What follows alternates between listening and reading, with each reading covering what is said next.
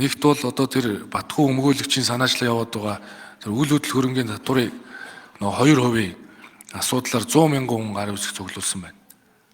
Тэгэхээр энэ асуудал орхигчод байна. Тэгэхээр энэ асуудлыг нэгтгээд их хурл хэлцэх хэрэгтэй. Тэгэхээр их хурлын эдийн засгийн байнгын ороо, төсвийн байнгын ороонд энэ одоо асуудлыг их хурл дээр оруулж ирээ гэж одоо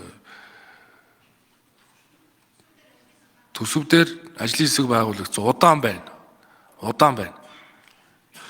Ажлын хэсэг байгууллагад анхааралтай ажигласаар байтал энэ амьдрал үргэлжлээд байна. Тэр ард сууж байгаа хүмүүс ажлын хэсэг байгуулагдсан анхааралтай ажиглаж байгаа гэдэг. Анхааралтай ажиглаж байгаа дэлхийд дэг журам өөрчлөгдөж шít нөхдөө. Тэгэхээр тэр татврын 2% асуудлыг энд хэлцмээр байна. Хоёрт энэ ахмадууд тэтгэвэр барьцаасан зээлийн 24 сарыг 36 сар болгох гэдэг энэ гар утсаар дүүр мессеж. Би энэ дээр одоо санхүүгийн тооцоол хийлгэж. Энэ асуудлыг их хурлын эдийн засгийн байнгын орон дээр хилцэж оруулж ирнэ.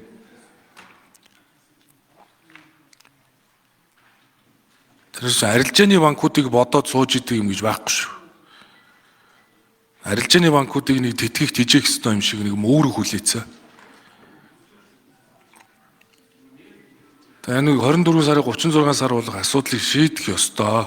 Тэг би санхүүгийн тооцоол хийлгэж байна.